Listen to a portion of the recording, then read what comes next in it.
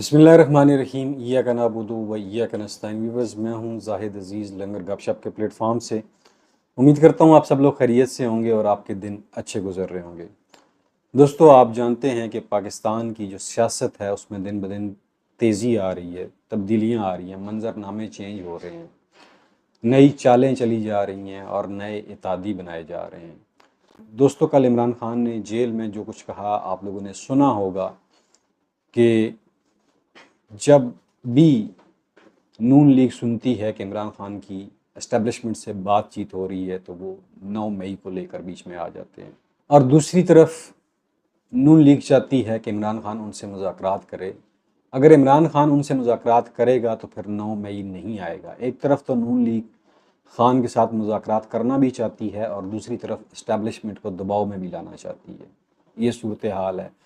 और फिर खान साहब ने कहा जी कि आप ख्वाजा आसिफ के या फिर एहसन इकबाल के बयान निकाल के देख लें, आपको पता चल जाएगा कि फ़ौज की इनके दिल में कितनी हमदर्दी है, ये फ़ौज के कितने हमदर्द हैं, जिन्होंने फ़ौज को हाउस ऑफ द फ्लोर के ऊपर आके बुरा भला कहा, गालियाँ दी।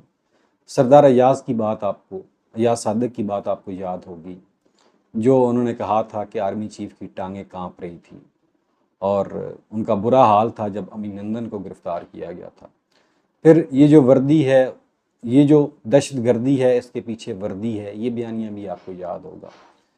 फिर जो वोट को इज़्ज़त दो वाला बयानिया बनाया गया जनाब मोहतरम कायद नवाज शरीफ साहब की तरफ से, और वोट को इज़्ज़त फिर उन्होंने किस तरह दी, बूट चाट के, बूटों के ऊपर लेट के वोट को इज़्ज़त दी।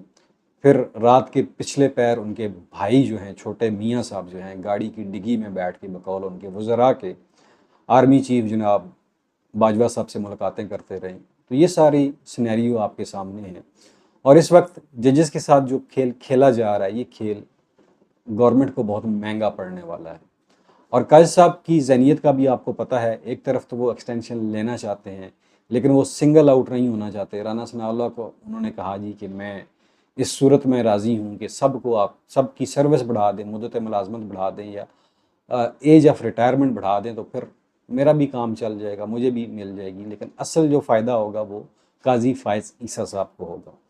लेकिन काजी फ़ाइज़ ईसा साहब के गले की जो हड्डी बनी हुई है वो मंसूर अली शाह साहब का वो डिटेल फ़ैसला है मखसूस नशिस्तों के हवाले से, जो उन्होंने अभी तक जारी नहीं किया और वो अमेरिका गए हुए हैं और 16 सितंबर को वापस आ रहे हैं और 9 सितंबर को नया अदालती साल भी शुरू होने वाला है।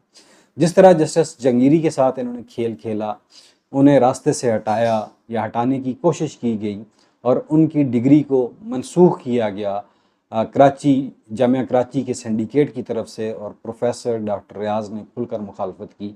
वो मामला भी आपके सामने है, किस तरह डॉक्टर साहब को अगवा किया गया और सिंडिकेट आप जानते हैं कि दबाव का शिकार था और उन्होंने ये फैसला, उनकी डिग्री जाली करार नहीं दी है, उनकी डिग्री मनसूख की है, उनके ऊपर कोई पुराना केस निकाल के डाल दिया कि इन्होंने यूनिवर्सिटी में जो है ना ये हंगामा किया था वगैरह वगैरह, इस तरह का। डिग्री उनकी असली है, डिग्री जाली नहीं है। अब इसके ऊपर आप जानते हैं कि जब पहले जंगीरी साहब के ऊपर ये मामला उठा तो फुल कोर्ट बैठा था। पाकिस्तान की हिस्ट्री में पहली दफ़ा इस्लामाबाद हाई कोर्ट का फुल कोर्ट बैठा था। उसके ऊपर चीफ जस्टिस जो थे अमर फ़ारूक साहब ने सरबराही की थी और उस फुल कोर्ट में जंगीरी साहब नहीं थे, लेकिन फ़ैसला नहीं दिया गया था, फ़ैसले को महफूज कर लिया गया था। कल फिर ये फुल कोर्ट बैठा है, इसके ऊपर क्या डिसीजन होता है इसका भी देखना बाकी है। दूसरी तरफ जो मियाँ नवाज शरीफ साहब का डरावना ख्वाब है इमरान खान, वो उनके कागजात नामजदगी जो हैं चांसलर ऑक्सफोर्ड यूनिवर्सिटी के, वो मंजूर हो चुके हैं। उनके खिलाफ नेशनल टेलीविज़न के ऊपर प्रोग्राम्स किए जा रहे हैं और ये पाकिस्तान का पहला और एशिया का पहला बंदा होगा जो यूनिवर्सिटी का चांसलर बनेगा, ऑक्सफोर्ड यूनिवर्सिटी का चांसलर बनेगा, जो कि एक एज़ाज़ की बात है। लेकिन ये नहीं चाहते कि ये एज़ाज़ जो है वो पाकिस्तान के हक़ में आए। और फस्तियत की हद ये है कि लोगों को अभी तक डराना धमकाना इन्होंने छोड़ा नहीं है। दूसरी तरफ मौलाना साहब को भी दाना डाला हुआ है जी इन्होंने, और मौलाना साहब के लिए मशवरा है कि अगर वो अमर होना चाहते हैं तो वो इस जाली हुकूमत का साथ ना दें।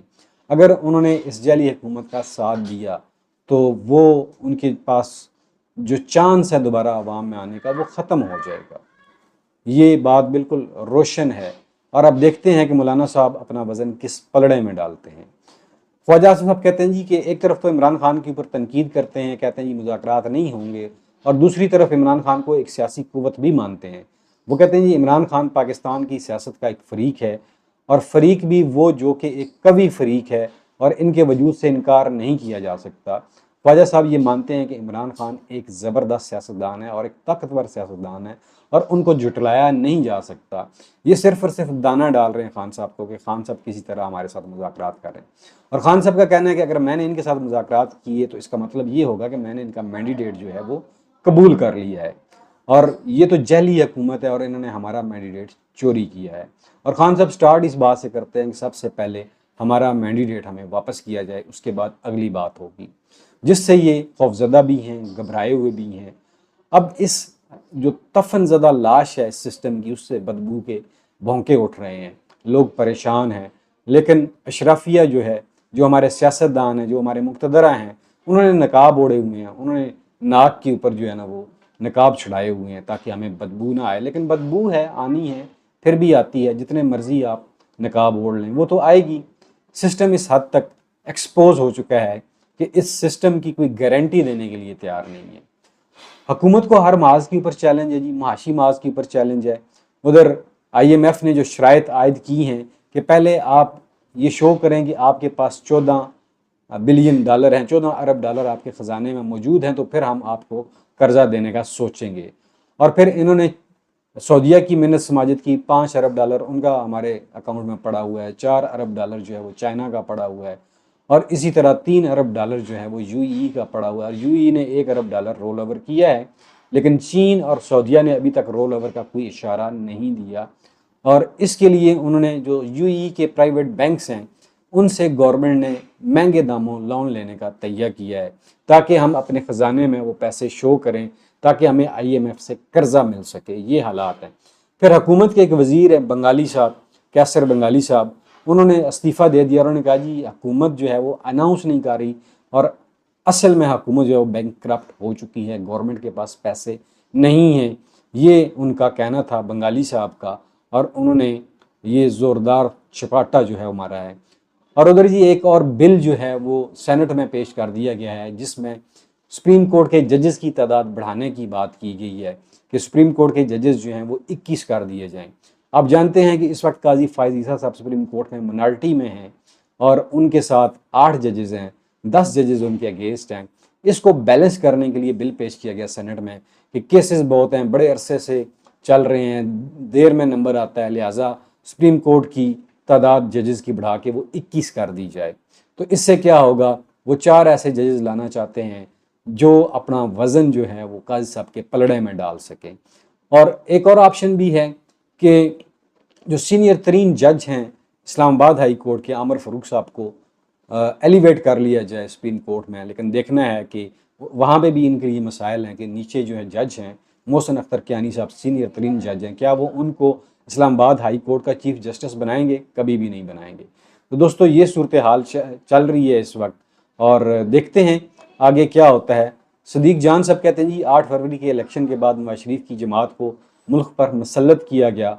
एक रिसर्च कर लें कि इन 9 माह में मीडिया के कितने टॉक शोज़ का इन्वान नवाज शरीफ रहा और इमरान खान कितने प्रोग्राम्स का मौजू था। आपको जवाब मिल जाएगा किस किस सियासत ख़त्म शुद हो चुकी है। इसमें कोई शक नहीं है जी। इमरान खान के बगैर तो टीवी की रेटिंग ही नहीं बनती है, टीवी चैनल्स लोग देखते ही नहीं है। जब तक टीवी चैनल्स के ऊपर इमरान खान की या PTI की बात ना की जाए तो लोग टीवी चैनल देखना पसंद ही नहीं करते हैं। और गवर्नमेंट को दूसरा बड़ा चैलेंज स्टूडेंट्स से है। आपने देखा होगा कि एक गुरीला रैलीज जो हैं वो PTI के लोग निकाल रहे हैं, एकदम आते हैं, छलावा बनते हैं और रोड के ऊपर आते हैं और रैली निकालते हैं और फिर अचानक गायब हो जाते हैं। और गवर्नमेंट को या अदारों को उस वक्त पता चलता है जब रैली मुकम्मल हो चुकी होती है। आपने देखा होगा कि कल या परसों जो है लाहौर में रैली हुई जिसमें हमाद अज़हर ने शिरकत की, और गवर्नमेंट जो है, पुलिस जो है उनको ढूंढ रही है, लेकिन रैली अपने अख्ताम को पहुंची तो तब अदारों को इल्म हुआ। इसी तरह पिंडी में भी यही सूरत हाल है, कराची में भी यही सूरत हाल है। हर जगह अब PTI ने एक नया ट्रेंड शुरू किया है कि इस तरह तो इन्होंने रैलियां निकालने नहीं देती, अनअनाउंस्ड रैलीज निकालते हैं जिसकी वीडियोस बनती हैं और वो सोशल मीडिया के ऊपर लाखों व्यूज़ ले जाती हैं। तो गवर्नमेंट इस मसले से निपटने के लिए भी परेशान नज़र आती है, हैरान नज़र आती है कि अब हम क्या करें। देखिए जी, नईम हैदर बचौता साहब क्या कहते हैं, आप देख लें कि इनका असल चेहरा ये नहीं चाहते कि कोई इनके डाके पर कोई बात करे, इसलिए बिल पेश कर दिया गया। इस्लामाबाद में बगैर इजाज़त जलसे पर 3 साल और दूसरी बार गैर कानूनी जलसे पर 10 साल कैद की सज़ा का बिल सेनेटर इरफान सदीकी ने पेश किया। ये देख लें जी, एक नया कानून PTI को नाअहल करने के लिए, जलसे से रोकने के लिए एक बिल पेश किया गया, जिसमें बगैर इजाज़त जलसा करने पर 3 साल की सज़ा और दोबारा जलसा करने पर 10 साल की सज़ा। और ये नहीं जानते कि ये बिल इन्हीं के आड़े आएंगे, क्योंकि सदा तो वक्त एक जैसा नहीं रहता, और जब इनकी गवर्नमेंट होगी तो फिर ये किस मुंह से जलसा करेंगे, ये सोच लें। कल सेनेट में इसके ऊपर बड़ी गर्मा गर्मी हुई, बड़ी बहस हुई। ये इस हद तक उकता गए, इस हद तक ये खौफजदा हैं कि जलसे रोकने के लिए बिल पेश कर दिए हैं, जो जलसा करेगा उसको 3 साल की सज़ा। जो पीछे TLP ने किया, जमात इस्लामी ने किया, क्या उनको आप सज़ाएं देंगे? आप में इतनी जुर्रत है? अब इस तरह के बिल पेश होंगे तो क्या ये मुल्क चल जाएगा, ये मुल्क तरक्की करेगा या पीछे की तरफ जाएगा? दुनिया भी हंसती होगी पाकिस्तान की कानून जो लॉ मेकर्स हैं, जो बिल पेश करने वाले हैं, कि आप लोगों के जो बुनियादी हकूक हैं उनको सरेआम वायलेट कर रहे हैं, सरेआम सलब कर रहे हैं। दोस्तों ये हालात हैं। अब तक की यही न्यूज़ है जी। इंशाल्लाह अगले व्लॉग में आपको मज़ीद डिटेल बताएंगे। अपना ख्याल रखिएगा। मुझे दीजिए इजाज़त। पाकिस्तान पाइंदाबाद।